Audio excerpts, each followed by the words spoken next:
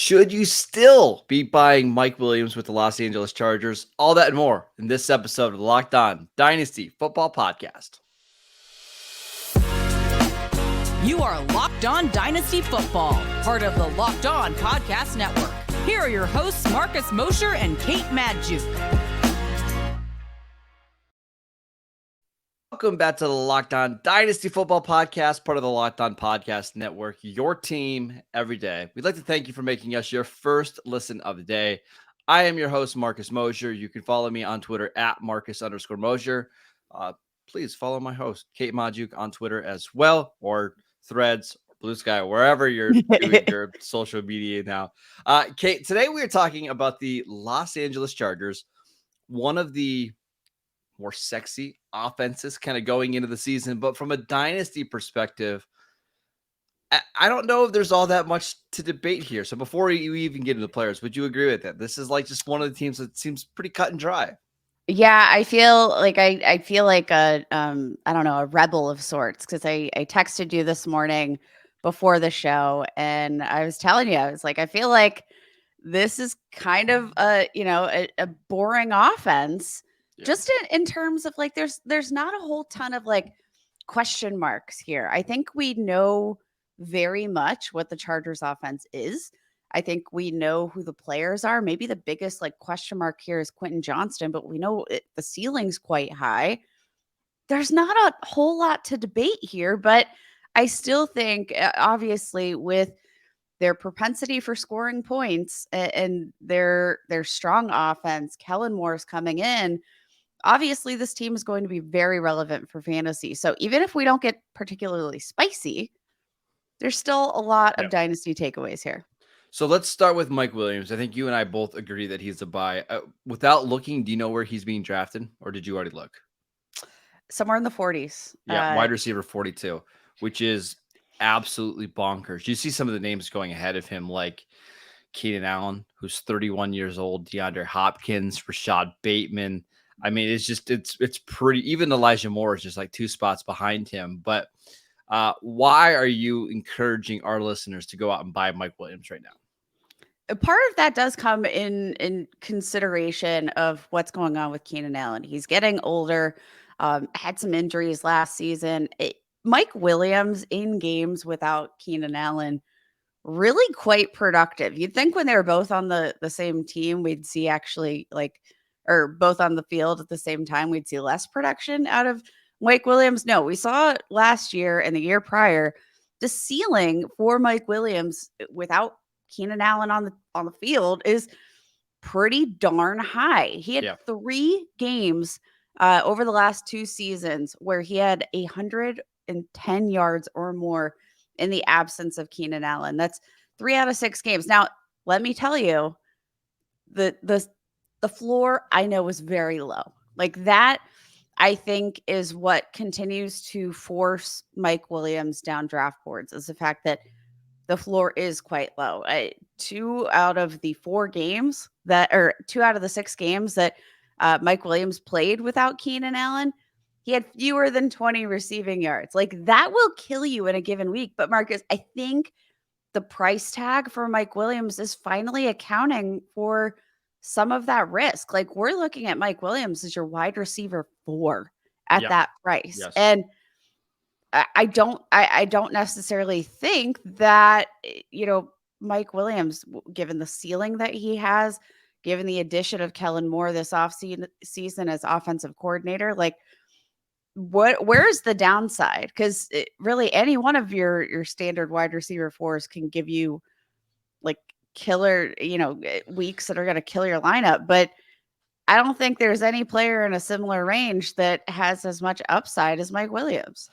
So we should also talk about the injuries really quickly. Last year he missed 4 games, but it was actually the first time since his rookie season where he didn't play 15 games. So I actually think the injury stuff is a little overrated when it comes to Mike Williams. I know he gets banged up and kind of nicked up a lot, and he's one of the guys that, like, if he's truly questionable going into a week, you have to think about maybe starting somebody else because he's just not the same player when he's not 100%. But I will tell you where my fear comes in. just to be clear, I'm buying Mike Williams.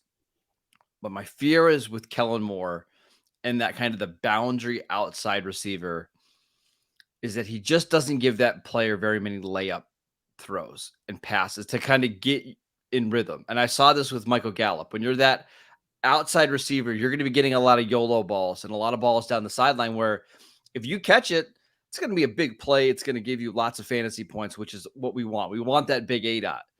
But I don't necessarily see him being a guy that they move into the slot, get screens to, get drags, just to kind of get him in rhythm. And that's my fear is that he's going to be very much, high variance player all season long, where some games he'll catch 2 of those passes, some games he won't. And that's going to basically determine his fantasy value.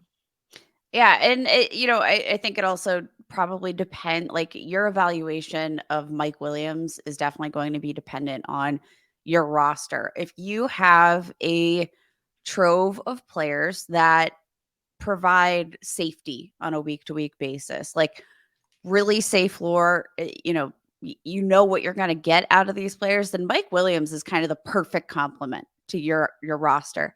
Yep. If you're already investing heavily in some more volatile assets at the front of your drafts, Mike Williams might not be for you. At this range, you probably need a little bit more safety, a little bit more stability. But if you need, I think, an asset that can win you a week as, your wide receiver 3, Mike Williams feels like the perfect buy, especially at that evaluation.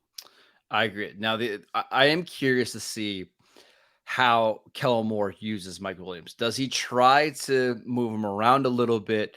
I do think one of the differences between what we saw in Dallas with Michael Gallup as that kind of outside receiver and Mike Williams on the outside. By the way, Mike Williams is just more talented than Michael Gallup. That's clear.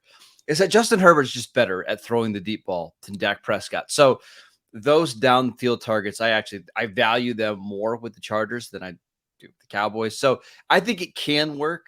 But if he's going to be a top, 18 fantasy receiver this year, Mike Williams is going to have to do something other than just 9 balls down the sideline. Maybe it's more in breaking routes. Maybe it's more slants. Maybe it's just more wide receiver screens. Like if you just catch 2 extra balls a game, that helps, raise the floor of his dynasty value. So I'm curious to see there. Do you want to run through some trades really quickly with Mike Williams? Yeah, let's do it. Okay.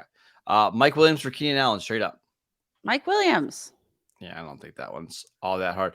Mike Williams for a 2024 second-round pick. I'll take Mike Williams.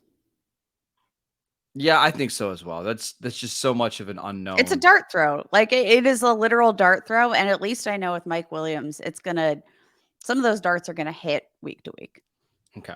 Yeah. So this is another one. Mike Williams to the 203 in this year's draft. I'll take Mike Williams. Yeah. I mean, as somebody who just did a rookie draft this weekend, I hated the receivers that were available to me, going into the second round. So you're talking about like Josh Downs, Marvin Mims. I'll just take him over him all day long. Last one, Rondale Moore for Mike Williams, straight up. Mike Williams, Yeah. Stop it. So Mike Williams. The price is low. I think this is the time to buy before we start getting a lot of the positive buzz on this Chargers offense in training camp, in the preseason, and then into the regular season. Okay, let's talk about the player that we are selling for the Los Angeles Chargers next. This episode is brought to you by FanDuel. Take your first swing at betting Major League Baseball on FanDuel and get 10 times your first bet amount and bonus bets up to $200. That's right, just bet $20 and you can land $200 in bonus bets, win or lose. That is $200 that you can spend betting on everything from the money line to the over-under to who you think will get the first home run, all in an app that is safe, secure, and super easy to use. Plus, when you win, you get paid instantly. There is no better place to bet on Major League Baseball than FanDuel, America's #1 sportsbook. So sign up today and visit FanDuel.com/lockedon to get up to $200 in bonus bets. That is FanDuel.com/lockedon. FanDuel, the official partner of Major League Baseball. All right, we are back talking about the Los Angeles Chargers and the player that we would like to sell from our dynasty teams. Kate, you and I are in agreement here. Who is it? Everydayers are not going to be surprised here, Not at all. Marcus. We're continuing the team sell RBs all off season Yeah. long. It's Austin Ekeler, who I love. Just to be clear, I love watching Austin Ekeler play football. There might not be a more just fun player to watch and fun player to root for, honestly, because he's hashtag team fantasy championships. Mhm. Like he really wants you to win. But he's being drafted on average RB7 Yep. in the month of June, which feels absolutely insane for a 28-year-old running back. Like age is definitely a factor here, but I think given the concerns that I have about the investment in the receiving core, I think Austin Ekeler very much has RB, top 5 RB upside Oh, he could be the in RB1 again 2020. this year without Absolutely. doing too much, right? This is going to be a high scoring offense, just to be clear. 2019 through 2022 with Kellen Moore, the Cowboys ranked second in the league in points per game, 27.7 points per game, second only behind the Chiefs with just under 400 yards per game. Like And that's with opportunities can be there. and I think that's with 16 or 17 games of Dak Prescott not starting in that same time. Like this is going to be a very, very productive offense. So Yep. obviously, if you are in a win now window, Austin Eckler's probably going to help you get there. But if you're not, like this is the time to move on. We've talked about this, I think, time and time again here on this podcast all off season as we've reviewed every single team and their buy, sell, holds. Running backs, especially when we've seen them hit this 27, 28-year-old season, there's a very steep slope downward. And it's not one that I think we can necessarily predict, especially given how much upside we've seen with Austin Ekeler and his ability to score touchdowns. But, I do wonder how much less reliant this offense might be on Austin Ekeler. Like this was a very they used, I think, Austin Ekeler as a little bit of a crutch and Yeah. didn't necessarily take as many risks with Justin Herbert. But let's remember, if Justin Herbert doesn't get a contract before the start of the season, this is like a make or break season for him. And I do think that the Chargers are going to want to see what Justin Herbert can do. And I don't think that is going to mean 140 targets in a season for Austin Ekeler. Well, no, because I also think like Kellen Moore doesn't want to just dink and dunk the ball down the field. Like Joe Lombardi did. Like that was the thing. Like get rid of the ball quickly so Justin Herbert doesn't take hits. I just don't see any way that he even gets 110 targets this year. Like that's just not happening because they're going to want to get the ball to Keenan Allen in the slot. They're going to want to find creative ways to get the ball to Quentin Johnson. They've got Mike Williams. They've got some other, complementary receivers. I don't see that happening. Okay, you mentioned if you're in a kind of win now window, maybe don't sell him. I think I actually disagree. I think I sell him kind of in all formats because I'm looking at some of the trades right now that are happening. You can get a similar player and more, even if you're in a win now window. I'll give you an example. Right now in Dynasty League Football or on the Trade Finder, there's a trade for Austin Ekeler for Josh Jacobs and a 2024 first round pick. Oh, I'll take Josh Jacobs' side. Right. It's like Jacobs led the NFL in rushing yards and scrimmage yards. He's still the guy there. I think there's obviously questions about the franchise tag, etc. He's So going to play, the gamble. Right? That's the gamble that you take. I would love if I'm in a win now, if I could turn Austin Ekeler into Ramondre Stevenson plus. Yes. Perfect. And that's like a Ramondre Stevenson plus. Like for me, I want to turn him into Tony Pollard plus. Like that's the guy I want to go get. Ramondre is a great one there. Here's another trade for you. Again, if you're in a win now window, this one makes a lot of sense. You can get trading away Austin Ekeler for Dameon Pierce, a 2024 first round pick, and Brandon Ayuk. Yes. Okay. Yes. 100%. Okay. I'm all over that. I just think you look at what this offense was last year, we've already heard reports just all throughout OTAs that this is not the same offense we've seen. It's not going to be. Across the board.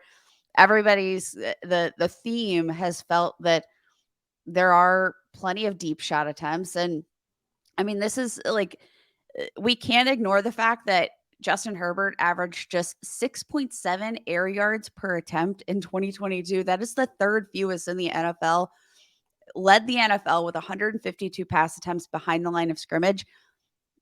Who was the primary beneficiary of that scheme? It was Austin Ekeler. I love Austin Ekeler, unbelievably talented running back, but selling him across the board in fantasy. I think you moved the needle for me there. Last thing before we move on Austin Ekeler. If I have him and I'm in a win now window, you're probably not going to get, I mean, you might, you probably aren't going to get like 1-for-1 value trading him for a running back and more, because if I'm a Tony Pollard owner, I think there's a chance that Pollard could just outscore him outright, and he's 3 years younger. I don't want to give up an extra asset.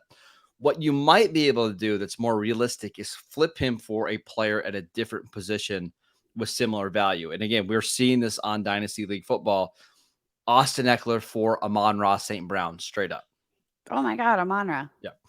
Austin Ekeler for Mark Andrews, straight up. Mark Andrews. Yeah. And I think that's what you want to do. Here's another one. Austin Ekeler for CeeDee Lamb, straight up. CeeDee Lamb. Yeah, I'll take that all day. I think that's the way to do that, right? Obviously, running backs just carry more value, but if you can flip him for a receiver, a top 5, top 6 receiver who's 23, 24, 25 years old, I think that's how you get the most value out of the situation. Yeah, I love it. Let's talk about a player that you're holding, Kate, because I actually think I might disagree with you a little bit on this one. We need a little bit of debate. We will get to that next. Welcome back to the Locked On Dynasty Football Podcast. Every dayers, we'd like to thank you for making us your first listen of the day. We will be back on Monday with a special guest, so make sure you guys are tuning in for that. Kate, let's that was a tease, by the way, so making you have to come back on Monday to watch. Let's talk about the player you're holding on your Dynasty teams for the Chargers. Yeah, I don't think it's necessarily all that spicy. So you're gonna have to enlighten me here. I'm holding Justin Herbert at QB6 pricing, like, which, yeah, it's high. It's, there's a lot of value there, but obviously Justin Herbert, we're still kind of waiting to see what this team is going to do with this contract. I think he gets, his second deal, but I think that there are still more question marks with Justin Herbert than there are, say, for a Joe Burrow. He's got an awesome arm. He's got fantastic weapons. But what does this offense look like post Austin Ekeler, post Keenan Allen? Like, these are players that have kind of defined this franchise, and Justin Herbert, what does he look like without these guys? What is this new look offense,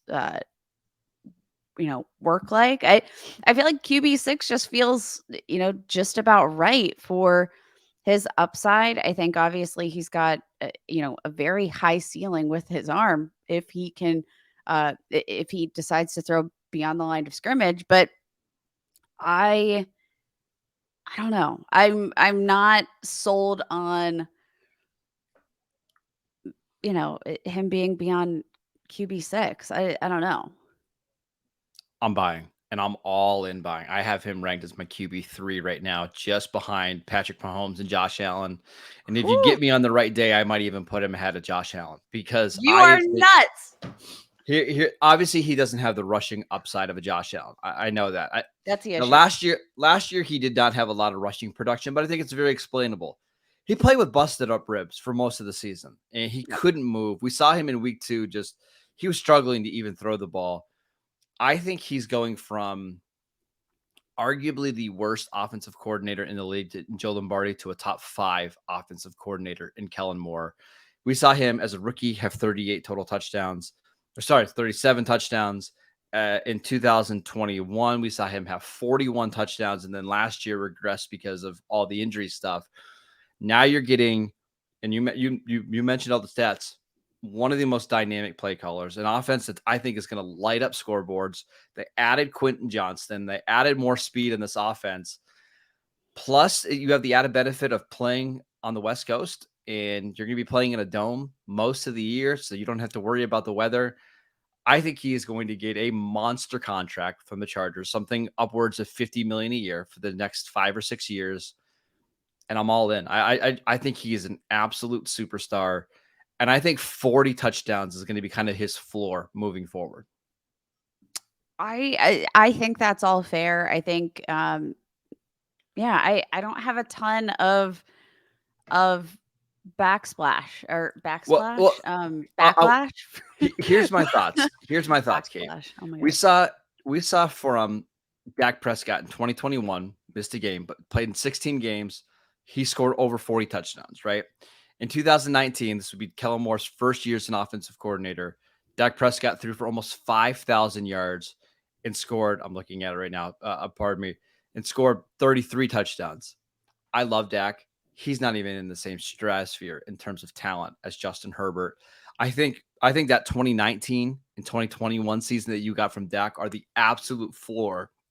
And if you can get some more of the rushing touchdowns, you can get to the 4,900 passing yards a year. You're talking about somebody who could finish as the number 1 and number 2 quarterback in any given year.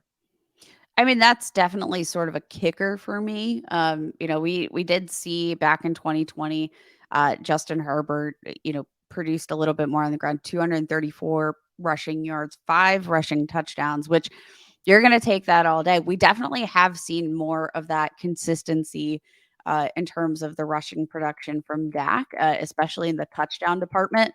But yeah, I don't know. I don't have a lot of the case for Burrow over Herbert.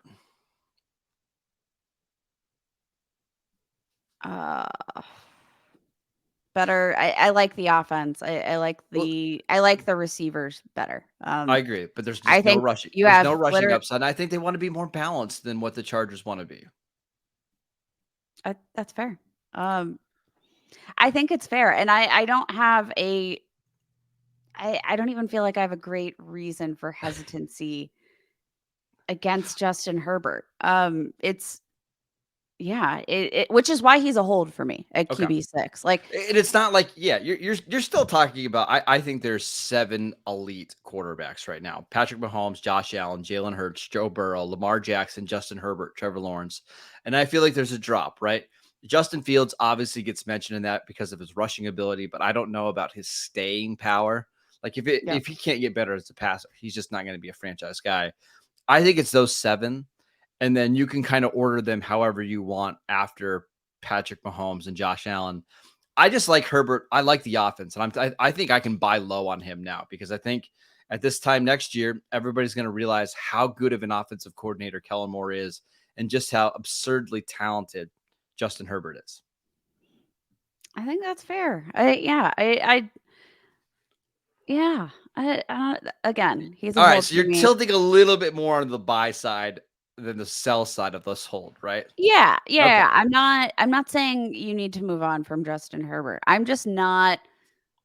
I'm going to say all in, but I'm actually like I probably defer to your judgment in terms of what Kellen Moore can do for Justin Herbert, specifically. Like, we're gonna find out a lot about this offense in like the first 6 weeks of the season. Like, you'll see the differences between Joe Lombardi and Kellen Moore, and I think by like October 15th, it'll be like, oh, okay, this is the way it's supposed to look with Justin Herbert. This is who we value.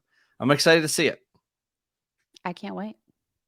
All right, that is it for today's show. We want to thank you for making Locked On Dynasty your first listen every day. Again, every day, we're going to be off on Friday, but we're jumping back on Monday with a really fun guest to talk more about your Dynasty teams and Dynasty League strategy. So make sure you tune in for that. Follow Kate on Twitter at Kate Majuk. I'm at Marcus_Mosier. Check out the podcast. It is free and available on all platforms. Check us out on YouTube. We will see you next time.